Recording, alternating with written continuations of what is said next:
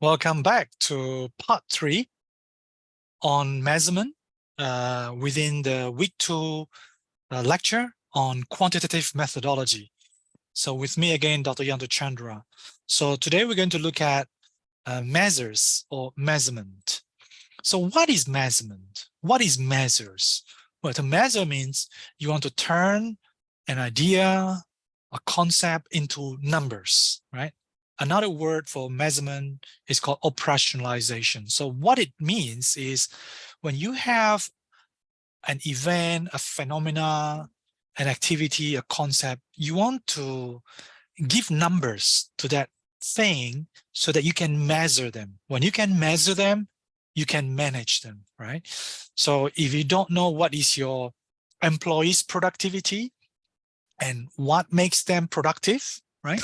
If you don't know these relationships, if you know this relationship, but you don't know how to measure them, then there's will be a problem. So that's why the next step of research, after knowing what models you want to use, after you know what variables to use in this theory to verify in terms of the relationships, you need to find a way to measure each of the variables, be it independent or dependent variable, or the moderating variable, or the intervening or the mediating variables. So we need to operationalize, which means we want to be able to measure these variables.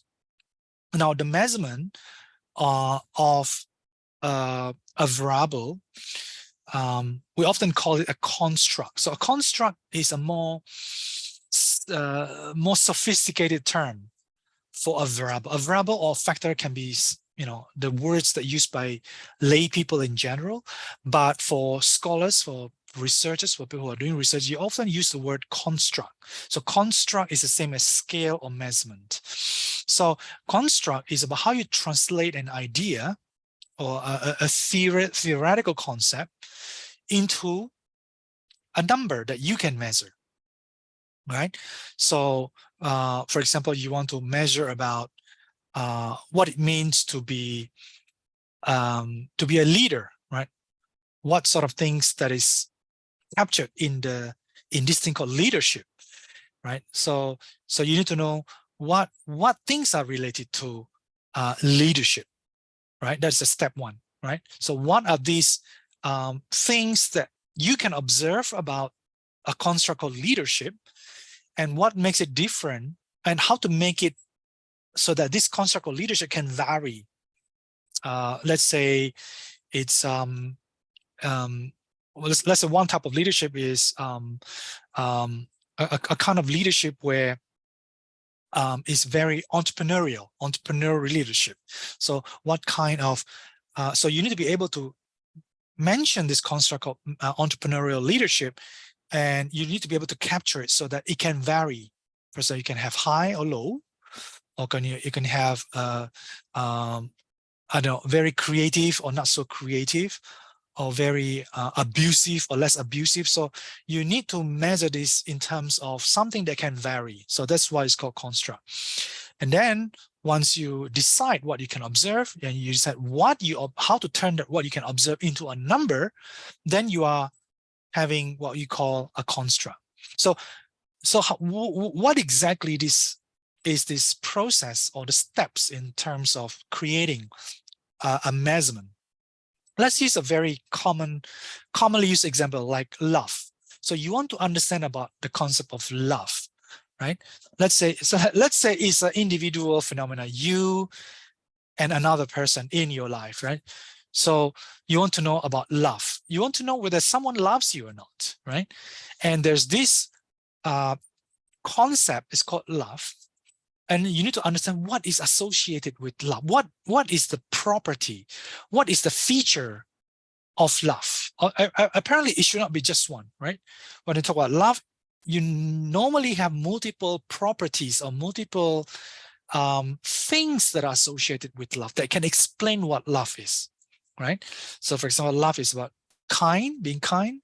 It's about giving to someone, forgiving if someone did some mistakes to us, caring about that person, and being patient, right? You can create a way to measure these properties, kindness, forgiving, care, in, let's say, a 7-point scale, right? with one not at a lot, and one as not at all. Sorry, I missed the word not at all. And then you can turn each of these properties into an item that measures the phenomena called love. You can phrase it in the questionnaire to turn this into a construct, such as, is he kind? Is he or she kind to me? Does he or she give what I need? Does he or she forgive me for my mistakes? Does he or she care about me? Does he or she, is he patient? Is he or she patient with me? So these 5 items could be used to measure a construct called love. So this is typically what people use in the social sciences. So when we want to measure something, we always try to have multiple items or multiple indicators or items to measure that construct, right? So you start with the object or the phenomena that you want to measure. This is a kind of a concept that you want to measure. You identify what are the properties of this object, and then how you can find ways to indicate or to measure these things. For example, when you have already identified kindness, forgiveness as the properties of love, and you want to measure it, and you specify what is the format to measure this, so that each of these questions can vary. For example, it can vary across time. Does this person kind to me? It can vary last year, last month, today, next month, next year. So it can vary, right? So you can ask the same question to the person, it can vary. You can also ask this to different person. And you ask this in relation to that person's or that respondent's relationship with someone else. Let's say you can ask whether people love you, are people kind to you, are people forgiving to you? So these are the properties of, just an example using the properties called object of love. Now, so when you look at that example, the previous slide's example, when I say the property or the feature, right?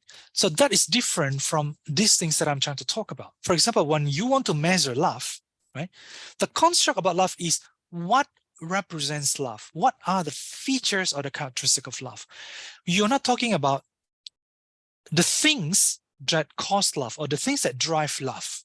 Remember, when you talk about things that drive love, that is, you are studying some sort of correlation or some sort of causation. Back to the previous section's discussion on statistical reasoning, right? So when you talk about love, it's about this thing called love itself, not the antecedent or something that is related to love or something that caused love. And it's also not the consequence or the outcome of love, right? So when you want to measure love, you measure love. You are talking about what happens after there is love, right? And it's also about, it's also not about the correlates of love. It's not about other things that are related to love. For example, fairness or greed, right? Can I see it? Greed. So it may or may not be related, but it doesn't really measure the concept of love itself, right? So that's a different social evaluation, right?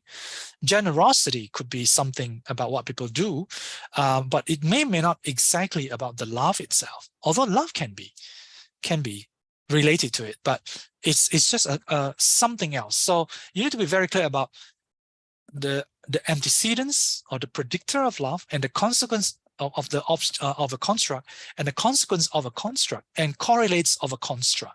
So they are very different, although they may be related. I'll give you other examples of operation, what it means by measurement. Like when you have a thermometer, you measure someone's body or measure the temperature.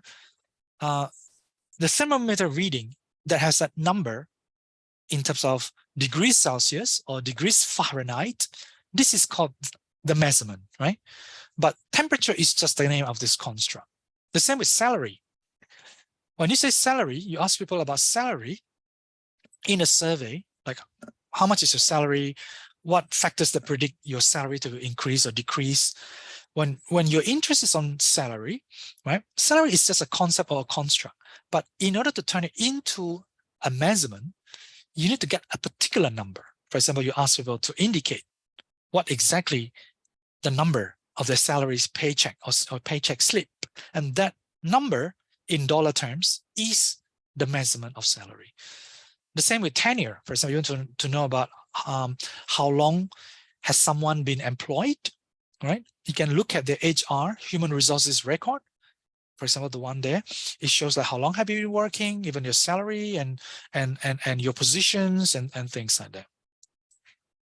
So when you talk about measurement, some things are easier to measure than others. For example, if you are measuring something that are objective, things that are very objective, and you can look at this in relation to last week's week 1's lecture on positivism as a way to understand truth. When you measure something that is relatively objective, it's a lot easier. For example, you have the task to measure the volume of a watermelon, right? If you have a watermelon that looks like a square, and this is very popular in Japan as a gift, right? You can measure in terms of its width, in terms of its length, and in terms of its depth, right? So you have 3 dimensions. If you multiply, you know, the width, the length, and the depth, you have a volume, right? Just multiply this by the depth. So you have the volume. But what if your watermelon is in a very cylindrical shape, or in a very strange shape that is not very symmetrical? Then you might have a little bit of challenge, although it's not impossible to calculate, but you may have more error in terms of the exact volume. But in a lot of social sciences, a lot of what you are measuring is latent. Latent means they're less objective. They're more subjective, right? Like you're measuring people's feelings, people's emotions, people's attitude, people's perception, people's intention, thoughts, behavior, and things like that. So social sciences can be much more challenging. Yeah. Let's say, for example, you are measuring to what extent your let's say the customers who buy from your company, right? To what extent they are loyal to you, right? You can understand whether they're loyal to you by a number of different measurements or scales. One of them that people may use is, for example, recommendation. To what extent that your employee is willing to recommend this product or this company to other people, to their friends or to their peers, right? So somebody have created with this called NPS, Net Promoter Score question, that is very simple, only one question that ranges from 1 to 10, and ask people to click or to tick where they are. So typically in the NPS scale, they have come up with some theory or some sort of formula that people who are at a score 9 to 10 are super loyal. So that's why they are promoters. They're going to promote this company to other people. But there are people who are passive, who are more about 7 to 8. And there are people who are detractors. Detractors means who are not likely to recommend a particular product or company to their friends or to their peers. So this is one example. There can be also other example about entrepreneur orientation. To what extent the top management of an organization is very entrepreneurial in terms of being innovative, in terms of being proactive, in terms of taking risks, and in terms of whatever dimensions. Here they use 3 dimensions: innovativeness, proactiveness, and risk-taking. You can also look at how successful is a new product, and there's a scale already by Baker and Sincula down at the bottom there. So they measure new product success using 1, 2, 3, 4, 5 items. So they ask companies or the leader of companies to indicate whether their business unit in the past 3 years have the following. You have new product introduction rate that is relative to your largest competitor, low or high. Your new product success related to your largest competitor, the degree to which your product is different from others, so things like that. So you ask them to indicate high, low or high. So this is another example of using multiple items or multiple questions to measure a construct. You can also measure some company's performance. This is one example of overall business performance scale by the same author, by Baker and Sincula. So they measure performance using just one item. The overall performance in your business unit last year was relative to competition. It was compared to what? Excellent or poor? 1 to 7. So you use only one item to measure the performance. Now, in terms of the measurement, there are different scales. The type of scales that we can use to measure something that we are interested in. So we need to, why do we give them a name? Because they have a certain characteristics. So basically there are 4 of them: nominal scale, ordinal scale, interval scale, and metric scale. The nominal scale is often called categorical scale, while the other 3, ordinal, interval, metric, is often called continuous scale. Let me go through some example. So nominal scale or categorical scale. Why do we need this? Why is this important? Right? Why don't we just give number? You can, but supposedly, for example, you want to study about people's emotion in a social media, right? You have collected lots of data about what people write in the social media, and there's a way to classify them into categories. For example, some of them are happy, some people are angry, some people are sad, right? So these are categories of people's emotion. Or you can also look at, so what is nominal scale?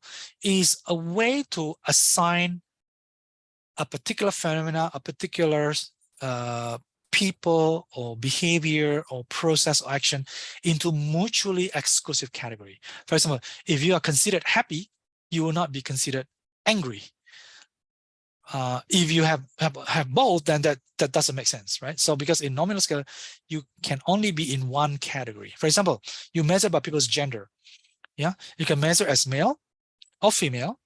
If you say, okay, there's LGBT, or there's, I don't want to mention what is my gender, then you give people this option. But it's category. There's a specific category for that. And you ask people about their religious belief. Now, then what you have there is not something that is better than other, but just different category. There's a Muslim, there's Buddhism, there's Christianity, there's Taoism, Confucianism, etc. And you ask people's employment. When people's employment status, it can be as simple as you are being employed, or you are unemployed, or if you have retired, or maybe there's other category. So it's just there are different types. So that's what nominal scale. Or you ask people about where country you're coming from, or where is the company where you are working at is headquartered, in which country. So it's just different country has different, it's just each country represent a particular thing, right? But it doesn't tell us which one is more important, which one is better, which one is higher quality, right? So and then in terms of some numbers, you can see a table there. A country, they have different country names, gender, different gender names, and people's height. People's height is actually definitely is people's height. When you measure someone's height, is that a nominal category? Is it a categorical categorical scale or not? Maybe no, right? So we'll have a look at that later. So the second type of scale that is still considered a form of continuous scale is what we call ordinal scale. So what is ordinal? Ordinal is about rank, some sort of ranking. You know, I often watch in YouTube, you know, these foodies, they're walking around in Bangkok or in some parts in China, and they're looking for some food, and they're ordering some noodles, and noodles, you can tell them, I want to be not hot, medium hot, hotter, or hottest. Some of them have 1 chili, some of them have 10 chilies, some have 100 chilies, some have 350 chilies, right? So these are rank. They are different rank. But when your scale have a rank, in ordinal scale, the rank only tells you which one is higher than which other ones, but it doesn't tell you specifically how much. So there is no specific steps or very, very rigorous steps. There's no rigorous step. For example, you ask people about their education, right? You ask people, what is your highest education? Or how many years of education that you have within each of these level? We have people at primary, at secondary, at the tertiary. Primary, you may spend 6 years. Secondary, you may spend, I don't know, 5 to 6 years, depending on how long you are. Some people spend a bit more than that. And you also have tertiary. Some tertiary are 3 years, some tertiary are 4 years, some tertiary have 6 years for the same bachelor degree, right? So the level at the primary, secondary, and tertiary, we know that secondary is higher than primary and tertiary is higher than secondary, but the specific distance from this one to the other level is not exactly the same, not exactly symmetrical. The same thing with age. You ask people about people's age, then you know that you have people who are considered a child or adolescent or adult. Adult is maybe, let's say, over 18 or over 20, and adolescent is maybe from, let's say, 13 to 19, right? And child could be anything that is below 11, maybe, right? So the steps from this age, from this to this as a child, and from this to this as adolescent, and from this to this to adult is not exactly the same. But we know that that one is older than this one, and this one is older than this one. That one is higher in terms of education level than this one, and this one than this one. So we know one is higher than the other, or one is lower than the other, but the rank is not precisely on the same step. The next one is called interval scale. Now we use interval scale because there are things that we want to measure that have a very fixed or constant steps that are equally spaced. And typically this type, it doesn't have a natural zero. And it because it used this very precise number, you can calculate some averages and their dispersion, such as their standard deviation, their variation from the mean, right? For example, you want to ask about people's experience when after they purchase a product from Taobao or Amazon to buy something online, right? You can ask them to rate from 1 to 10. How was your experience after you did the purchase? 1, terrible. 10, amazing. You can ask people to click. So this is called interval. You can also, there are many other examples of interval scale, like IQ, right? IQ score can be interval. Like, let's say, actually, IQ score can be considered as a form of metric scale, which I'll talk about. Let's say income, right? You have people's income. Anyway, income can also, income can also be measured as a metric scale in which you ask people to put a certain specific number, or use a scale, ask people to say, what rank, what sort of your scale in terms of 1 to 10, what sort of your salary in terms of 1 to 10, what is your happiness in terms of 1 to 10, what is your job performance in terms of 1 to 10. So there are many ways, there are many things that you can measure using interval scale. Some people also say when you measure temperature, it can also be a form of a fixed scale. Let's say 0 from 0, 1 to 5, 0 to 10 degrees Celsius, and 11 to 20 degrees Celsius, and 21 to 30 degrees Celsius, and 31 to 40 degrees Celsius. So you can space it out in that sense. So interval, I think in this example, the best interval is you have people to rate between one number to another number, and there is a range, and it's very precise. But actually, when you measure IQ and income, this is what I got. I think this is not a very nice particular example of interval data, but I've read it in the slides, but you can ignore that. But typically, in terms of interval scale, the best is the tool that I've shown you earlier, that measures people's purchasing experience. You measure people's experience in navigating a website, whether it's totally agree to disagree is easy to navigate, whether the blogs and articles have been usefulness from totally agree to totally disagree, whether the particular software is really good, agree or disagree. So this is the type of interval. So they have a very fixed spacing. Another type of measurement is called Likert scale, or some people Likert or Likert scale. So Likert scale, there has been some debate whether Likert scale is an ordinal or interval type of scale, right? So if you look at the example here, it's very easy to say that Likert scale is actually an interval scale because they have a very fixed steps from stronger disagree to neutral to disagree to stronger disagree. And it's very precise, right? So Likert scale is a kind of scale in which each step is equal, and it measures agreement or disagreement to a statement. The statement can be anything that you want to ask to your respondents, and then it's very symmetrical. So each step is very symmetrical. So I think Likert scale is a perfect example of an interval scale, because every space is. But if you have one, let's say you have all the measures are from strongly disagree to strongly agree, and then you have the one at the top. You say strongly disagree, mildly agree, slightly agree, neutral, slightly agree. So instead of using precisely 1, 2, 3, 4, 5 steps, you have a 7 step, and they have a different name. This will not work together. So when you have a Likert scale, the question you ask needs to be consistent, and the spacing has to be consistent. The last one, which is the most popular one, is called the metric scale. Metric scale have also other names called ratio scale or continuous scale, right? So metric scale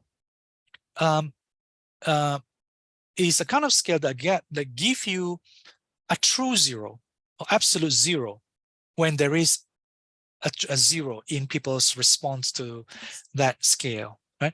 So it allows you to calculate a different kind of ratio. It allows you to calculate something at the more precision, at a better precision level. For example, you want to measure people's IQ, right? Instead of using a certain steps of IQ, let's say high, low, medium, you can measure people's IQ in terms of specific score. Let's say you have a verbal score for IQ, you have a spatial score, you have a working memory score, and you have an overall score, right? So that score can be from 0 to as big as possible. If someone was born with an IQ of 400, it's possible. Or someone was born with an IQ of 450, it's possible, right? Or you talk about wealth, right? When in terms of the wealth of a country, so the second one there, you have some countries that have a wealth of, I don't know, how many billion dollar, how many US dollar per capita, which is per person, right? And then you can plot them. So there is no limit in terms of this number. You can have a GDP per capita at $1 to $100,000 to $1 million to $1 billion. There's no limit, and it can be a very precise number. So this is the beautiful part of metric or ratio scale. Weight is one example.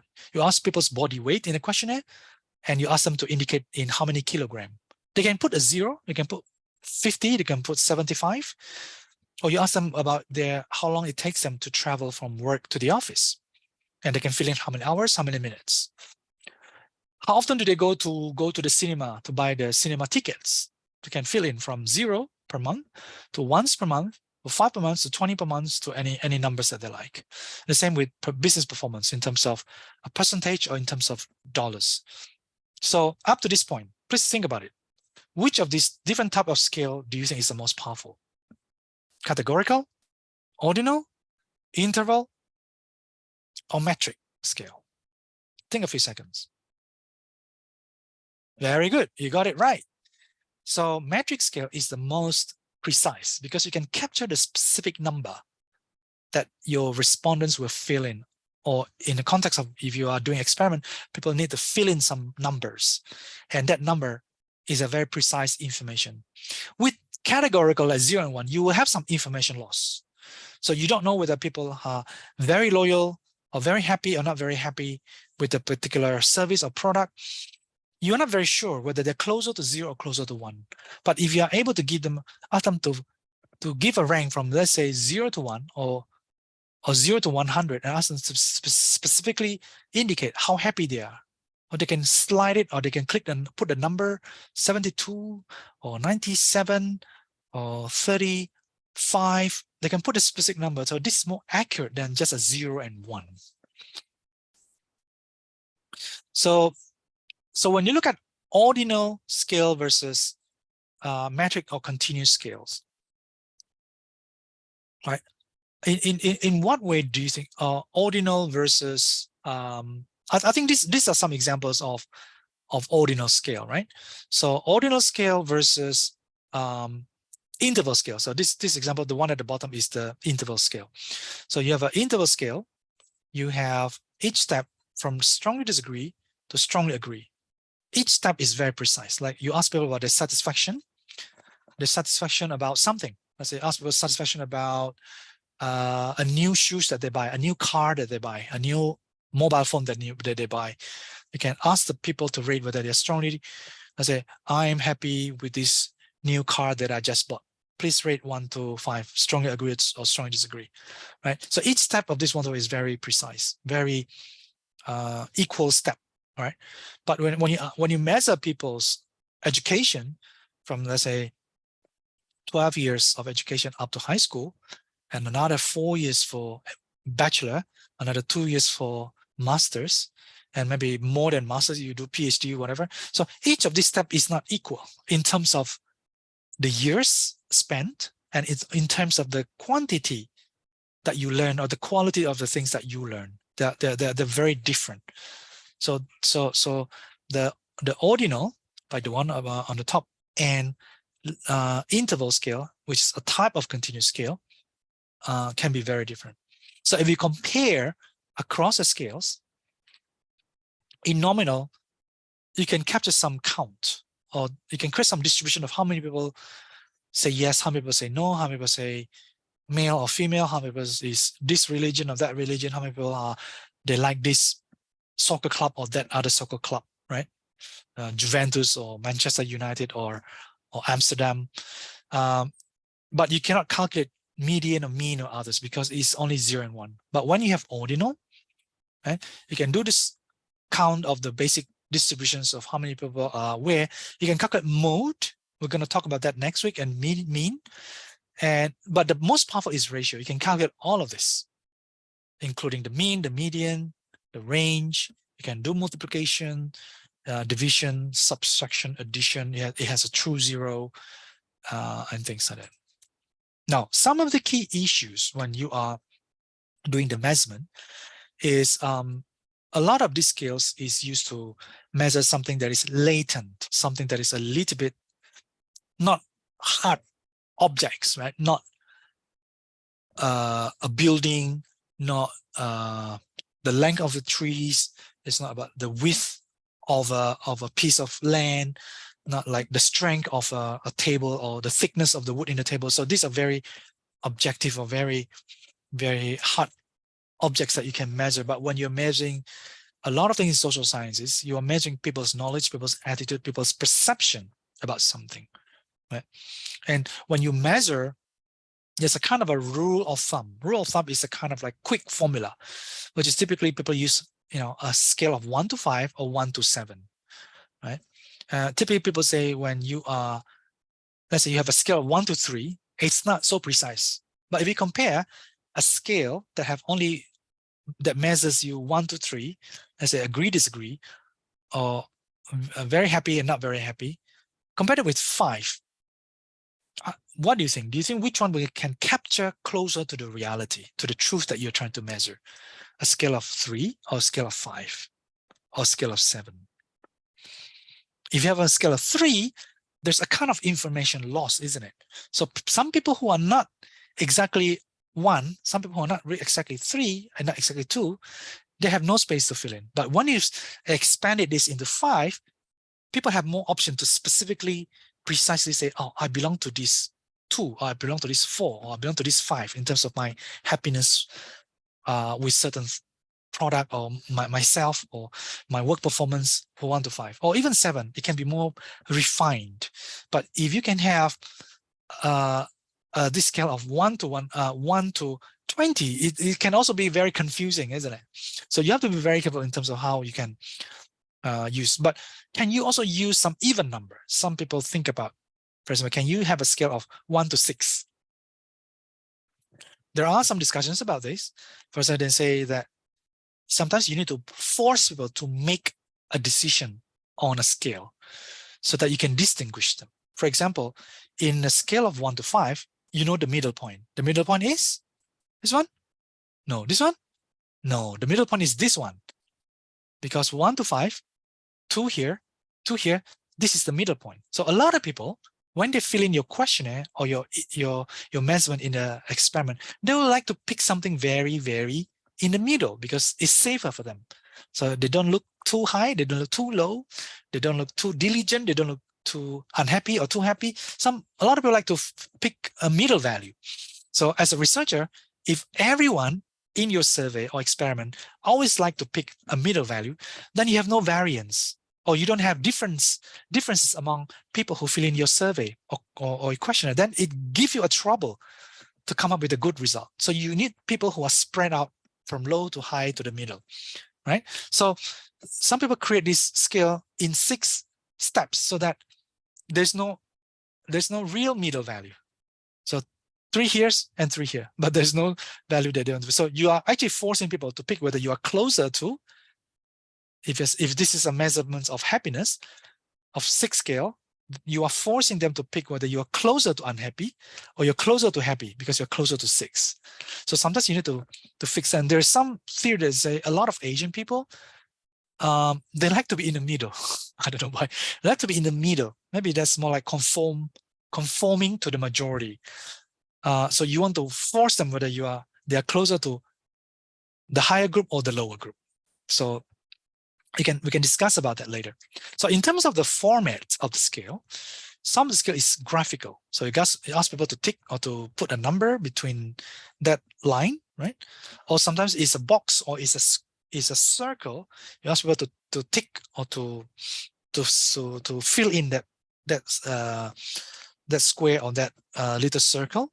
That's called itemized format. Likert scale, is agree to disagree in a 1 to 5 or 1 to 7 scale. And also semantic difference scale is very similar to Likert, but you use adjective. Adjective is some words that describe some quality. For example, you ask about, let's say you go to a dentist or doctor, right? And you want to know how do the patients think of the doctor or the dentist, right? And instead of using Likert scale, you can also use semantic differences scale. For example, is the doctor responsive or unresponsive? So you can get them to tick somewhere. So this is not agree, disagree. So it depends on what is your concept that you want to measure. Here is an example of responsive, not responsive. And the other one is the doctor beautiful or ugly? Can you think of other adjective pairs that you can use for semantic differences scale? Think for a few seconds. What about helpfulness? Helpfulness is a concept, right?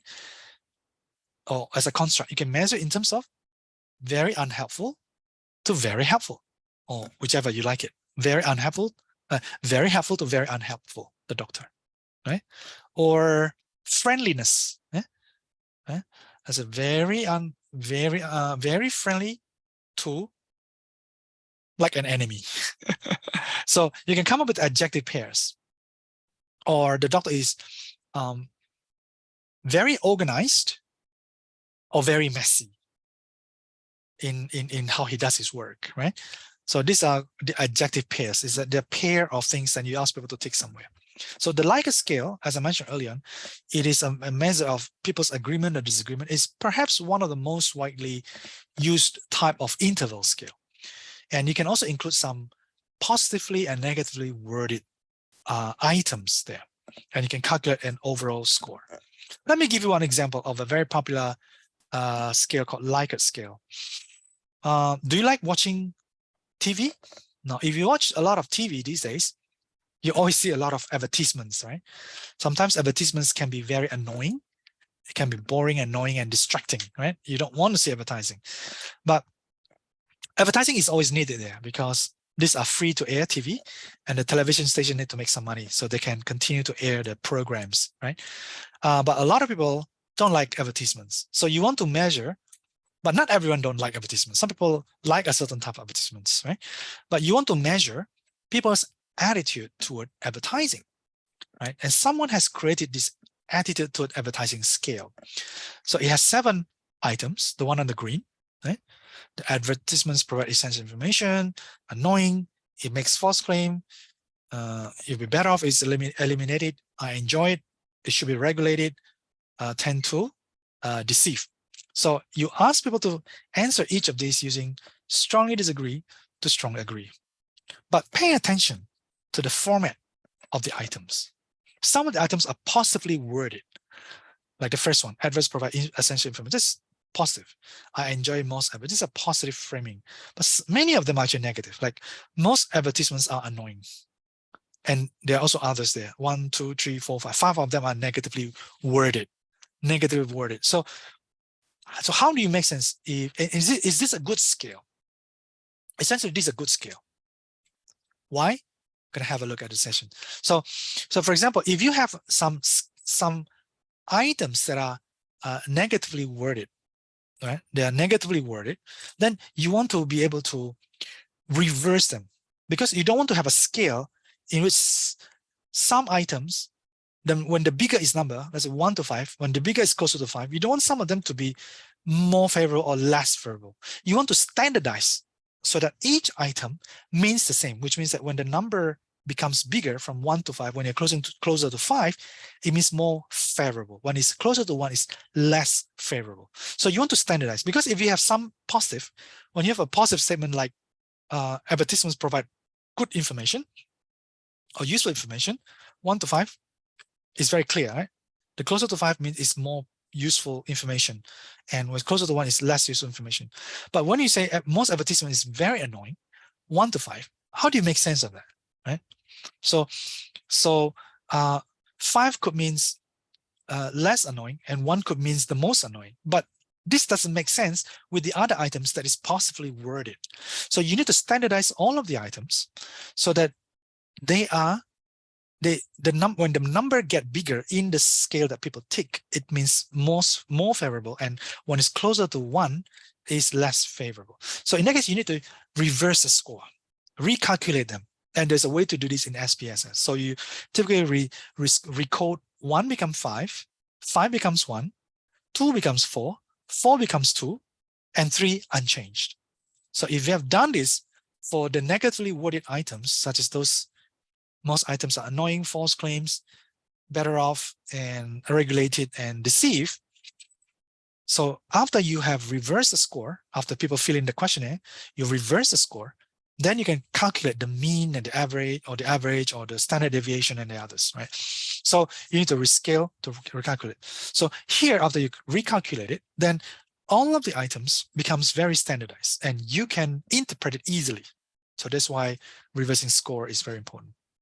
And there's another advantage of this kind of Likert score. So when you use some negatively worded items, it helps you identify who among your respondents who are not paying attention in the study. Because there are people, you ask them to fill in a questionnaire or to participate in an experiment, they just do it randomly. They just fill in whatever they like. They don't even think about the question, right? So when they do not really think about the questions that they are working on in the survey or in the experiment, then you easily catch them, because something that is very obvious, they will still give you a very silly answer. For example, most people do not like something that is dirty, and you measure something about dirtiness, right? And then when they tick yes in the dirty, then it shows that they're not paying attention. Or you ask them to choose between 2 things, right? Everything is the same except one items that is about price, right? Most people want to pay less and pay more for the same quality, for the same delivery, etc., etc. So if the person pick a higher one, despite that the quality and everything is the same, it could mean that this respondent is not really paying attention. And you can think of whether you want to exclude them from your analysis or not, right? The next part about measurement is we need to think about reliability. Now, reliability, we will have a section or a lecture on this on factor analysis and reliability in week 8. But this is just to quickly capture about reliability, because it's a big part of measurement. So when you have a measurement, you want to have a reliable measures. What does it mean to have a reliable measures? There are many ways to capture the notion of reliability. One of them is when you measure the same thing, you're measuring the same thing using the same measurement, technique or measurement tool, it should give you the same answer. Right? Let's say, how heavy is what is the weight of my phone, right? So if I have a scale to calculate how heavy, what is the weight of my phone, right? I don't think the weight of this object will change because it's very tangible and it doesn't change. And if I have a measurement scale, the weighting scale, if this is very precise, it doesn't change. So my measurement scale is very reliable. If I measure today, let's say this is 200 grams, and I measure it tomorrow, it is still 200 grams. I measure it next year, it is still 200 grams. I measure it 5 years ago, it's still 200 grams. That means this measures is very reliable. In the same way, when you measure people's perception or people's attitude, people's performance, you know whether that measurement measures is reliable or not. If you do measurements at 2 different points in time, it gives you the same results. But it's not just about time. It can also be you're using something, you're measuring X, right? And then you measure it the second time, but you also include another measures together. For example, instead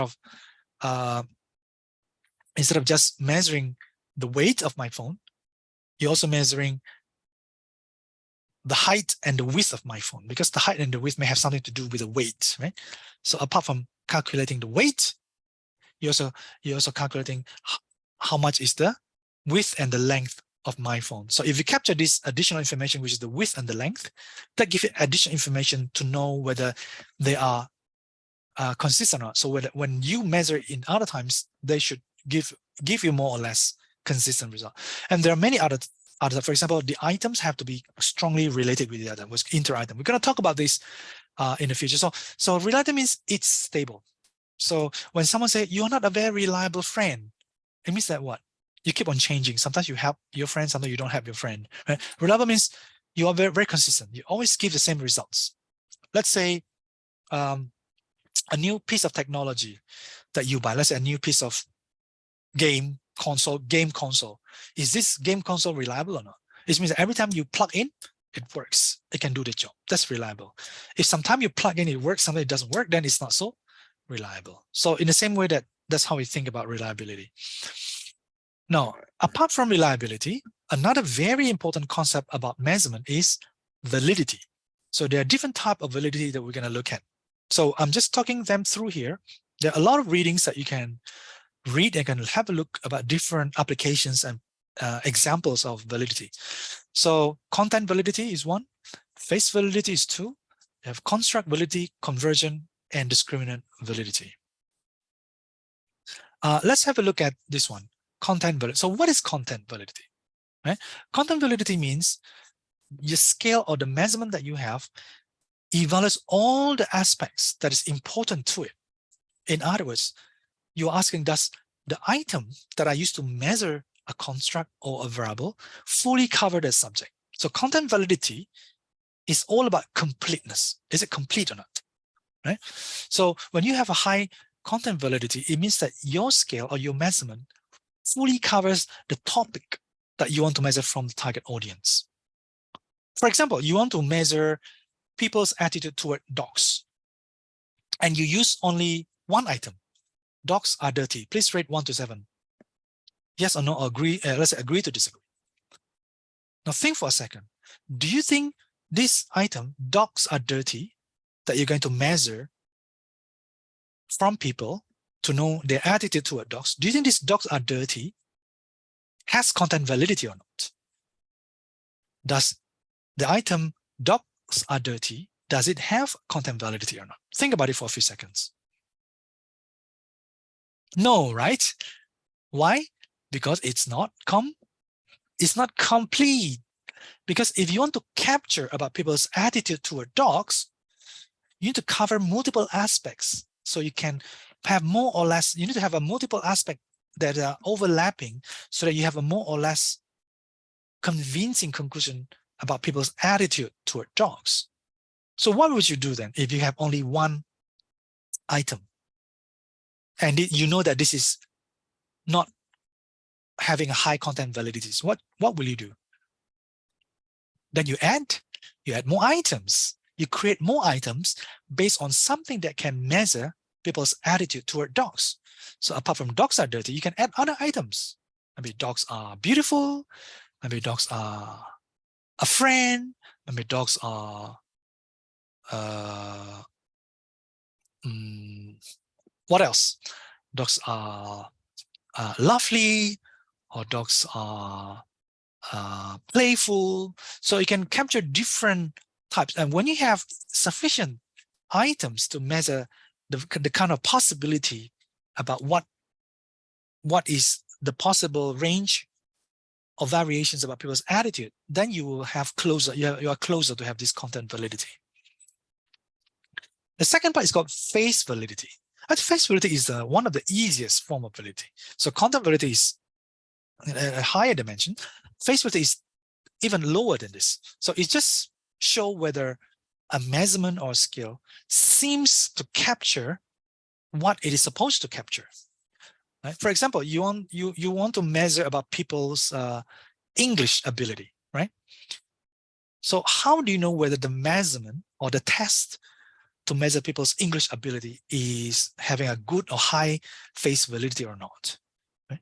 For example, if the test is measuring your spelling skills, your grammar, your style, your listening skills, your spoken skills, then you say, oh, this have a high face validity without even looking at the question to measure specific type about the grammar, about the spoken English, about the listening comprehension. But when the question is asking about what is your ethnicity background, what is where you study in the past, which major were you, so this type of measure has a very low face validity for measuring English ability. So you have to be able to see this clearly when you look at some measurements. So face validity is the most simple type, and you can easily tell without even looking at the specific items to measure them. But just looking at the broader part, you can tell whether it has face or no face validity. Another type of very important validity is called construct validity. So it tells you whether the measure of one variable is related to other variables or measures in a logical manner. So there are basically two types of construct validity: this convergent and discriminant validity. So what is convergent validity? So in convergent validity, there is a convergent. What does it mean convergent? Convergent means like this, right? So if you want to know, is someone beautiful or not? So this is the person, right? Sometimes when you look at one angle, you're not very clear if the person is beautiful or not, right? If you have only this angle to look at this person's face, it's not very clear. When you have two angle or more angle, let's say front, side, back, then you have a better clue about whether the person is beautiful. So you can capture the construct of beauty in a more precise way, right?